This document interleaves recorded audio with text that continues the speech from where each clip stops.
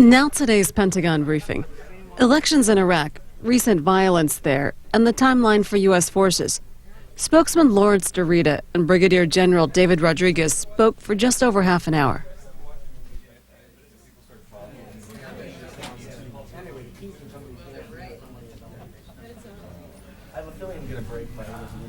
Hey Charlie, how you feeling? Doing okay? Yeah. Good.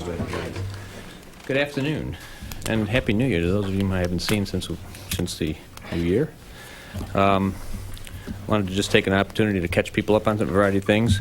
But one thing I wanted to acknowledge, which I think some of you may have captured while General Metz was briefing yesterday, but yesterday represented a traditional day in Iraq known as our Army Day, January 6th.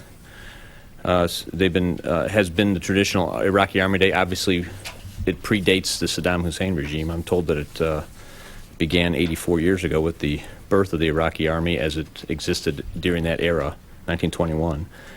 The Iraqis themselves celebrated it yesterday with a parade and with some announcements regarding some structure and some reorganizational merging of the Iraqi army to give it a little bit better unit identity. It's something the Iraqis justifiably are quite proud of. The Iraqi Prime Minister spoke about it somewhat yesterday. I think we've got some facts, or maybe the multinational corps has some facts or a fact sheet that we can provide to you, but it's quite a momentous time. Obviously, as the Iraqi elections draw near, Iraqi security forces are, in fact, shouldering a greater share of responsibility for security in Iraq. General Metz, General Corelli, and the others who have briefed you recently have talked something about that. I do want to comment on an issue of some interest today in particular, but let me just give you a little bit of context. Prior to the transition to Iraqi sovereignty in the middle of last year, in early 2004, the department dispatched an assessment team led by Army Major General Carl Eikenberry to evaluate the extant direction of Iraqi security force training, operations, as it existed again at the time. It was a useful thing to have done. It was one of about 5 or 6 assessment teams that we sent during that period as the transition to Iraqi sovereignty loomed. Working closely with coalition commanders and with Iraqi leaders, civilian and military, General Eikenberry made several recommendations that helped put the development of Iraqi security forces on their present path. Commander of the Central Command, the commander of multinational corps in Iraq, the chairman, secretary have agreed over the period past several weeks that it would be useful to provide another assessment. And General Gary Luck, whom I think some of you may know, served as the embedded senior mentor to General Franks and General Abizaid during the development of what became known as Operation Iraqi Freedom, has agreed to lead the assessment team. General Luck has been very involved in the last year or more, a couple of years, with lessons learned that are being done by the Joint Forces Command of Iraqi Freedom and of the war plan and of subsequent security force development, etc. There's been a number of lessons learned tapped off of that effort. We've briefed, I think, some of those things. General Luck's been involved in that. He's been, I'm told, to Iraq probably 4 or 5 times since the major combat phase. He was recently there at General Casey's request to take a look at the way that the multinational corps headquarters are organized. He's just a wealth of knowledge and has been used in a variety of mentoring capacities for a lot of senior general officers, and has agreed to develop an assessment team to go look at Iraqi security force development, take a look at where we are at the moment, make recommendations, give General Casey and the others responsible for this an assessment of how they might continue to accelerate the integration of Iraqi security forces into the Iraqi structure over there. So it's something that's important. It's something that we try and provide these kinds of assessments over time, and this is another one of those assessments. And I suspect we'll have a few questions on it, an opportunity to discuss a little bit. And with that, I'll ask maybe General Rodriguez to give a some discussion about some other points. Okay, thank you, Mr. DiRita, and good afternoon. Security for the 18 provinces in Iraq with ballot distribution and polling sites remains a priority. Multinational forces and Iraqi security forces will continue offensive operations to ensure the conditions are set to support a safe and secure environment for the upcoming 30 January elections. Operation Unified Assistance is ongoing in Southeast Asia, as you all know. We're working closely with local officials, UN personnel, and over a dozen other countries and agencies who are assisting with the relief efforts. More than 13,000 U.S. military personnel have distributed over 365 tons of supplies. Air crews have flown more than 450 rescue, recovery, and supply missions, and almost 900 hours of flight time to bring aid to the people of the affected areas. And with that, we'll take your questions. Mr. Oldinger. Larry, I'm led to believe, speaking to some other people in this building, that Gary Luck's portfolio will be much broader, that while it will be, the major thing perhaps be an assessment of Iraqi training and integration, that he will have a much broader portfolio looking into the overall policy, military policy and situation in Iraq. Is that not true, or is that the That's only not true. I mean, it's just not accurate. The only thing he's going to look at is military. His mission is to go over there and take a look at Iraqi security force development. Where are we? How's it going? Provide an assessment to the commanders over there. As I said, he's a wealth of knowledge. He's a source that General Casey and others, General Abizaid, have tapped from time to time. He's an extraordinarily intelligent individual and a very studious individual. He knows an awful lot about what we're doing in Iraq. So, but his mission and his objective is to provide some assessment of how we're doing with the security forces. And that's the only thing he'll do. That's his mission. Yeah. Is he a civilian equivalent or civilian counterpart? I don't know the full composition of the team. He's a civilian. Obviously, he's a retired general.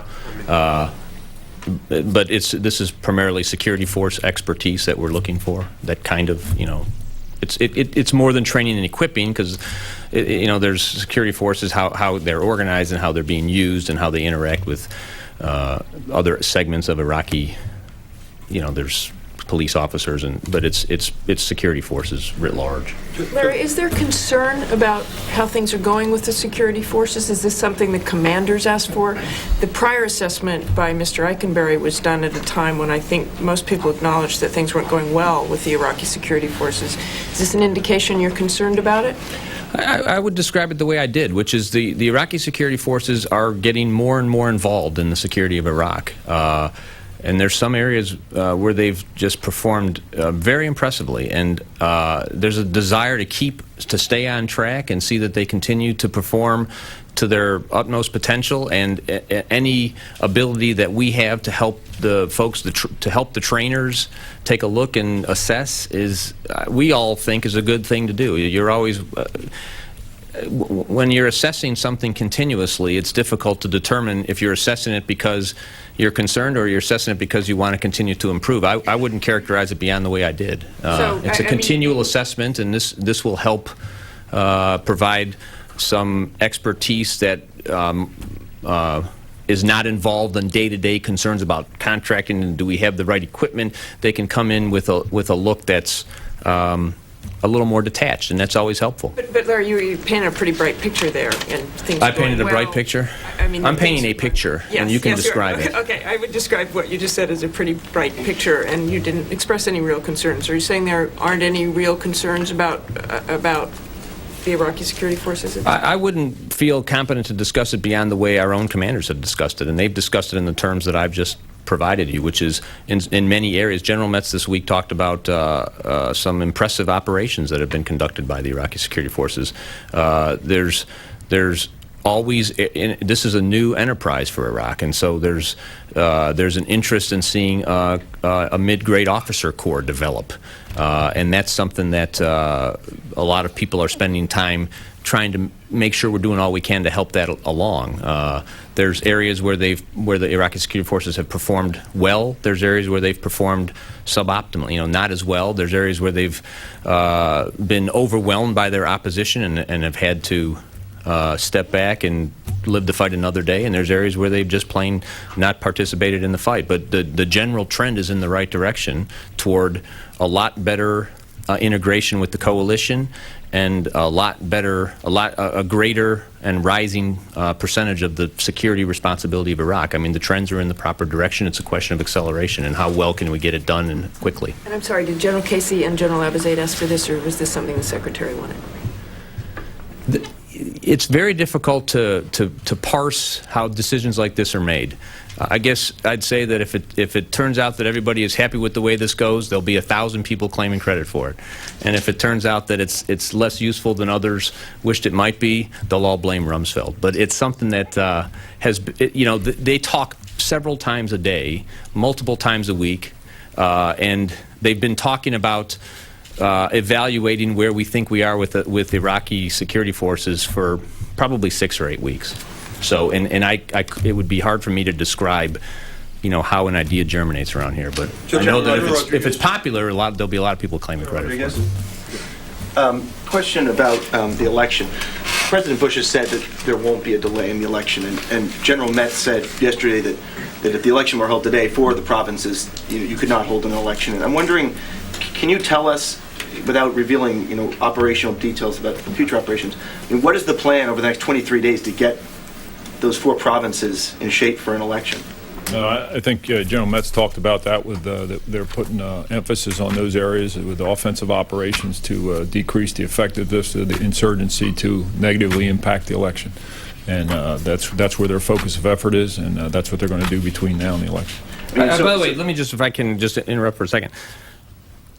It's not clear to me that General Metz said what you said he said, that if the elections were held today, they couldn't be held. He acknowledged that there's some areas where it's going to be more difficult than others. But I'd be very careful. Maybe he said that. I just don't think he did. I mean, I thought he said that 4 of the provinces weren't ready to have an election. My question was just, is it just a military effort? You said that there's going to be military operations. I mean, what I talked about was just a military effort. The Iraqi, election commission is doing all kinds of things to assist with that too. But I talked about the military part of it only. You're confident that by the 30th, the military efforts combined with the other efforts will right. That's the goal and that's the intent. That's here's what General Metz said. Just to be very clear, he was asked a question.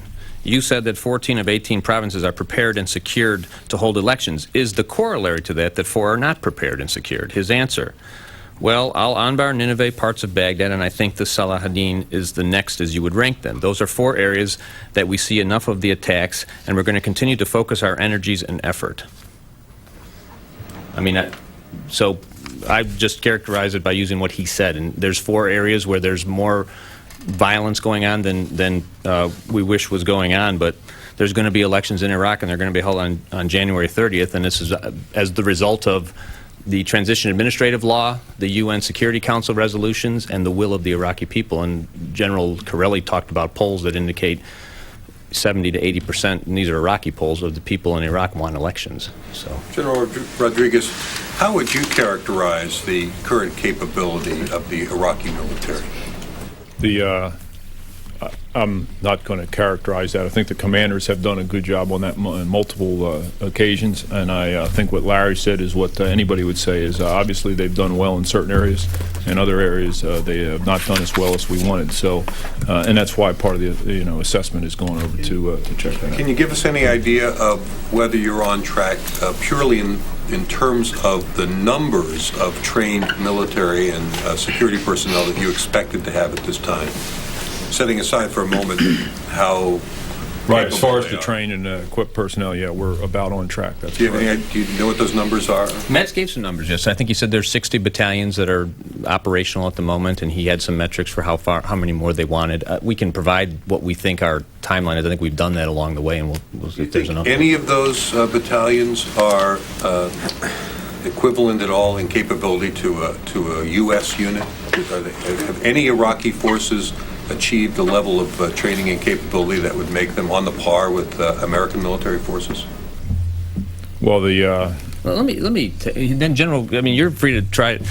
There is probably no battalions in the world that are on par with the U.S. battalions, so that's the wrong comparison. Are they on par with their opponents inside of Iraq? Increasingly, yes, and increasingly they're becoming very capable. Are they on par with other security forces in the region? They're going to be there. But to compare them to the United States of America, there's probably no battalions in the world that are on par with the United States of America. It's an unfair metric. Do you have anything on that? Nor is that the goal, to make them, as proficient and equipped and fully modernized as American battalions. Well, are any of them, have any of them met 100% of their objectives in terms of what your goals are for their performance? Yes, there have been several of them that have done that. And, well, for one of the examples that many people have understood and watched and seen multiple times has been the 36th National Guard Battalion. Has done a tremendous job in multiple operations in different places, both in conjunction with U.S. and coalition forces and on their own. And believe me, the mentoring that the U.S. is doing with them will get them more up to speed, and that's important, and there needs to be more of that. And, the assessment that General Luck can provide can perhaps offer some additional insights into how we can achieve the objective I think you're trying to get to, which is, good enough for the region, good enough for their potential adversaries, and good enough for security inside of Iraq. I mean, that's got to be how we measure it. Carl. Larry, to what extent are there discussions going on in this building about extending the tour of Army Reserves and National Guard beyond 24 months? And can you give us any light on that?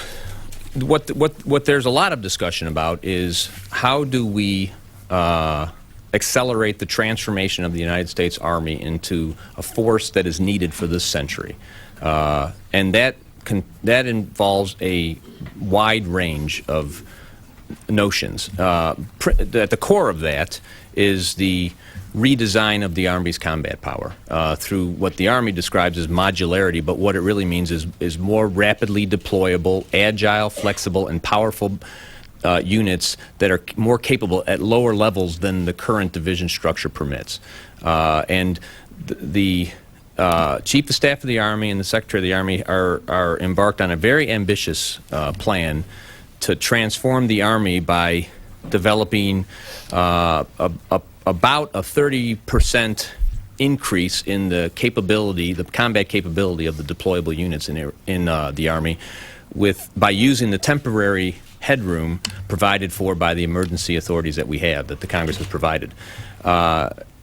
That's really the focus of Army transformation. Along with that, there's a lot of work going on to rebalancing the skills that we need out of the reserves and into the active force. That's taking time, but there's an enormous amount of energy behind it, and there's progress being made. In addition to that, there's a lot of conversion of currently military units or military billets into civilian. We've probably converted or have scheduled to convert tens of thousands of billets that are currently held by military people using new authorities that the Congress has provided to make it easier to put civilians in those billets. While all that's happening, there's going to be transition needs that might result in the temporary, for example, the temporary additional unit of forces that we have in the Army right now. I mean, we are above end strength because the authority permits that. The Army is currently assessing all of the other options that can be done temporarily.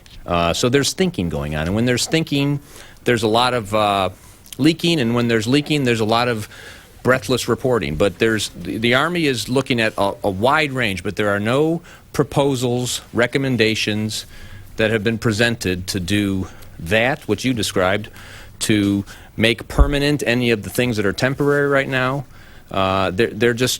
We've got a range of initiatives going on to analyze the stress on the force and what can be done. But at the core of it, and you're going to see it, I think, reflected when the President submits the budget for this department, we have recommended, the department has recommended, a lot of focus on Army transformation, and I think we'll see some of that in the coming year or two in terms of resources being applied to that problem. Money. Is increasing the 24 months among the items that are being discussed, ruminated, bandied about? There's no specific recommendation on that. So I mean, I would just prefer... Is that being discussed? You said a whole number of things being discussed. Is that one of the issues being discussed? Possibly extending the 24? I am unaware of all of the things the Army is looking at that would ultimately become proposals. So there's no proposals to do that I'm aware of. How would General Luck's analysis of what he finds going to play into that? Will this be... It's not related to it. Not related to Not it related at all?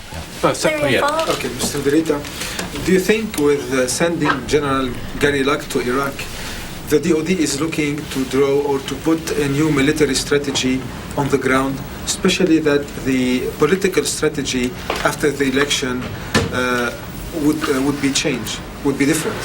I believe I've answered that.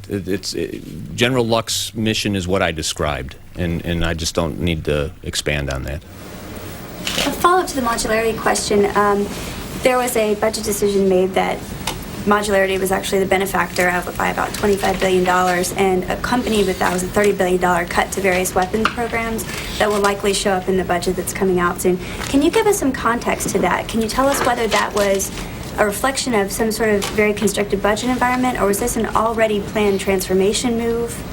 There's a lot of things in your question that are I can't comment on because they're specific numbers that we're not prepared to discuss.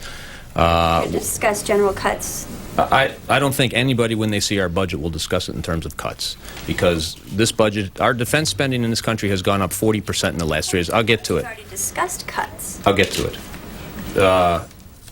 The defense spending in this department has gone up something on the order of 35 or 40% since '01. I expect, although these decisions aren't final, that there will be an increase in the defense spending this year as well. In other words, the fiscal year 2006 budget will be more than the fiscal year 2005 budget, and I'm laying aside supplementals and everything else. I know that the definition of a cut in Washington is when you don't spend as much as you wish you could spend. But a cut, the way the rest of the world thinks about it, is you're spending less than you were spending yesterday or in the previous period. That's not likely to happen in our budget. Again, without discussing details and specifics, I think what you'll see in this budget is continued commitment to transforming this department into the kind of 21st century network-centric, agile, lethal, based on precision, based on a transformed, accelerated transformation of the Army into the kind of Army I described earlier. And then when the budget comes out, we can all look at the numbers and decide whether it's closer to the way I described it or closer to the way you described it. But numbers aside, are you saying then that the leading up to the budget submission to Congress, the transformation was the #1 issue, or was there any sort of issue of constrained Transformation changes? is the #1 issue in the development of this budget. There's no question about it. Changes in the press are reflective of a transformation agenda. Excuse me? The changes reflected in the press then are a reflection of a transformation agenda? I don't know what press articles you're referring to. Maybe one you wrote. I maybe didn't see it. But when the budget comes out, we'll be happy to discuss it in great detail, and then people can draw their own conclusions. The budget that we've recommended and that I think has received general support and has been generally in the broadest brushstrokes outlined to some members of Congress is what I described, a continued commitment to transformation of this department, an acceleration of Army transformation, an acceleration of a host of other important both technological and organizational initiatives, and once all the numbers are available, we can all parse them and look at it. Did Secretary Rumsfeld read General Helmsley's memo? I don't know. What's the reaction been to that memo? Again, there's a lot of thinking going on. That was an internal document that reflected the musings of one officer to another officer on an important topic. And it's unfortunate that it leaked, and it's unfortunate that people have drawn conclusions as though thinking equals decisions. But I mean, I don't have a specific comment on his reaction to the memo because I don't know that he read it. The reserves of degenerating into a broken force. Specifically, I don't know. I mean, the reserves are performing magnificently. They're doing an enormous amount of important work around the world. I think people who are in the reserves feel very good about what they're doing. We're meeting our retention goals for the most part across the board in reserves. I don't know if you have anything you want. No. Very good. Right over here. There's been a lot of discussion recently of the efforts to improve the armor protection of vehicles for the U.S. military in Iraq to adapt to the insurgency tactics there. Yesterday, the insurgents carried out a devastating attack on a Bradley fighting vehicle, one of the most heavily armoured in the US inventory. Is that not symbolic of the fact that the insurgency continues to be able to adapt its tactics more quickly than the US military does? Well, the attack on the Bradley, we've noticed in the recent couple of weeks that the IEDs are all being built more powerfully with more explosive effort and a smaller number of IEDs, and that trend has occurred over the last 2 weeks here. But again, the IED challenge is not purely going to be met with armored vehicles because I think I explained before we've lost a tank, the most heavily armored vehicle in the world, and Bradley, like just the other day that you discussed. But the response and the way we're going to overcome that is a multi-pronged effort on tactics, techniques, procedures, intelligence, and a wide range of things to prevent that from hurting our soldiers. But I mean, if I can add a little bit to that, I would refer you back to what I believe it was General Metz and Corelli both talked about with the IED threat. General Corelli believes for every IED that goes off, he's finding one. So he thinks he's about 1 for 1 in terms of what's out there. But you don't know the universe what's out there. But he feels like he's increasing, again, to the point that General Rodriguez made, the going after finding these things as opposed to trying to protect perfectly is one of the priorities. And General Corelli believes he's making progress in that regard. General Metz believes, and he talked about it in his press conference, that the sophistication of these things has actually decreased. And he described some indicators as to why he believes that. So it's difficult to assess the trend on this particular threat, but it's one that we're going after aggressively through many directions, as General Rodriguez described. General Rodriguez, can I follow up, though? You said you're noticing something. You mentioned the last 2 weeks. If I understood you correctly, IEDs being built more powerfully but smaller. Are you seeing a lower number of IEDs, but they've been more powerful? So, for example, are you seeing a different type of explosive? Are you seeing a different design? It's more explosives in the IEDs. So a larger IED instead of the high number of IEDs. They've been less number and larger in size and explosive power. Does this lead you to believe is it just simply a change, or do you think there are essentially new bomb makers, new designers that have entered Iraq? Because in the past, you have noticed the emergence of new designs and you've speculated that there have been new people making them. What do you think's going on here? I think it's too early to tell at this point right now, but we'll continue to watch that carefully like they have been in both the efforts that General Corelli mentioned. It seemed to be making some positive impact on the challenge. And can I just also follow up, these new types of IEDs you're seeing, location-wise, are they across the country? Are they mainly in Baghdad? Are they in the Sunni Triangle? Where are you seeing them? It's been mainly in the Sunni Triangle. General, to follow up on that, can you give us any sense of what they're using? Is it strapping 3 artillery shells together? Is it, plastic explosives? The sophistication. It's been a combination of everything. The point that I was trying to make was just the explosive power of them has seemed to increase in the last couple of weeks. But I would say, again, I would caution you to go back to Metz's characterization, which is that they've gone, his impression is they're less sophisticated, more spectacular. I think is a fair characterization of how he described it. Good combination. What's that? It's not a good combination. I'm just describing it. I'm not trying to characterize it. That's what he's. Can I ask you another question on a different subject?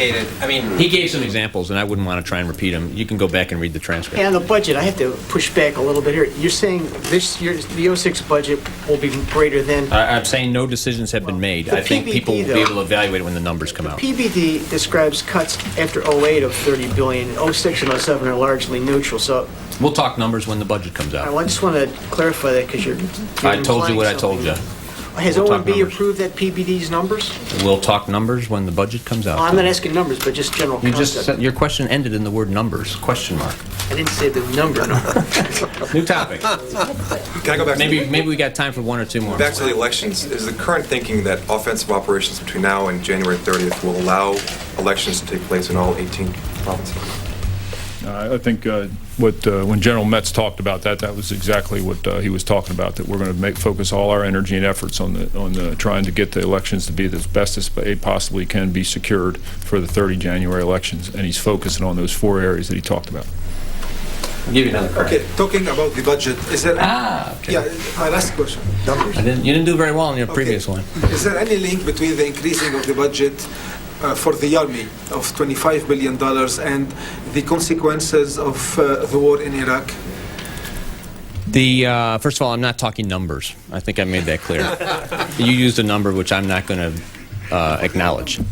The Army is going through a transformation. It is everybody's desire that that transformation proceed as rapidly as it's possible. And you'll see, I believe that our budget will reflect that.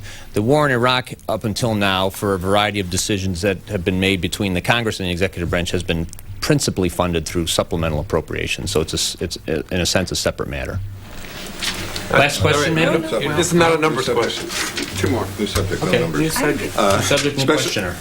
Specialist Grainer went on trial this morning. His lawyer says not only whatever he did, he was following orders, but that he questioned some of the orders and he was told by senior commanders, this is legal and go ahead and do it.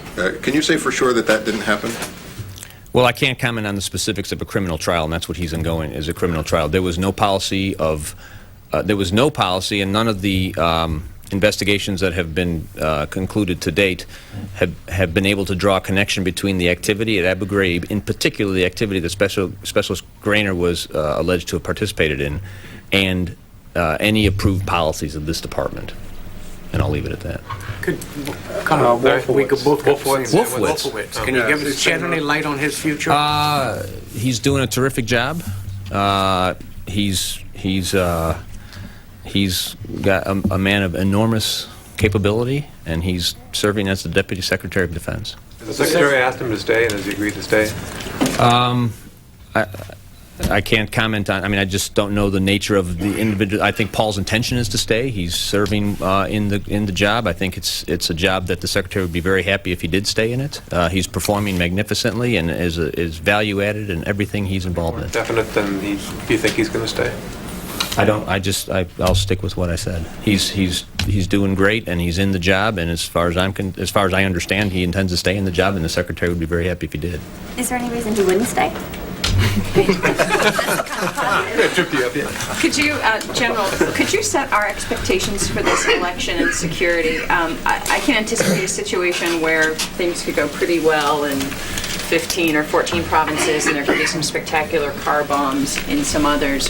What are you guys looking at to say, all in all, practically, this is a good result, or this is much worse than what we had expected? What would be a reasonably good result given the realities on the ground there? Clearly the Iraqi people are going to be the ones who determine the success of the election and legitimacy of how that goes, and that's what we're trying to support the interim Iraqi government in accomplishing, so that they have a free and fair election as best as it possibly can happen. Right, but you guys have the responsibility for security. That's correct. And so, what is an outcome on the ground that you think, okay, that'll be pretty good? Like, you've got to be coming up with some best case and worst case scenarios. We want as many people as want to vote be able to get to the polling stations and cast their vote. That's what the goal is. That's what we continue to focus on, and we'll continue to take the operations required to get there. Okay, but reality of satellite television and the way things are, and you guys are going to complain about this the day after. If there are cameras at one car... We'll complain about it now then. Give us a crack. If there's a car bomb and there are cameras there, the world is going to look at this election. There's going to be a lot of hand-wringing about it. It shouldn't have gone on. The security was too bad, or this whole thing was a disaster. What is the metric you guys are going to be using at that point to say, you know what, there was one car bomb, but that's okay because we were afraid of 50, or if there are 10, that's within the bounds of what we were expecting, and we will have considered that a success? I don't think there's any metrics established that I know of at this It was point. your example, not mine. That's the way it happened in Afghanistan. And the contemporaneous reporting of the elections was, this is really bad. There's all kinds of challenges and conflicts. And about 6 weeks later, they inaugurated a president. So, there will be a National Assembly that comes out of this election. And that's a great thing, and that's the metric. There will be an election, and there will be a National Assembly. Last question. One of the early goals from commanders on the ground was that the elections be held without U.S. troops in U.S. uniforms standing outside the polling sites, and that it be handled almost entirely by the Iraqi security forces. Is that possible given the state of affairs now? General Metz discussed that the other day. He said that is the plan. They continue to coordinate that plan with the interim Iraqi government as well as the Iraqi security forces, that those are the people that are closest to the polling stations, and the United States is there to support, the United States and coalition forces are there to support them as required. Thanks a lot, folks. Have a great weekend.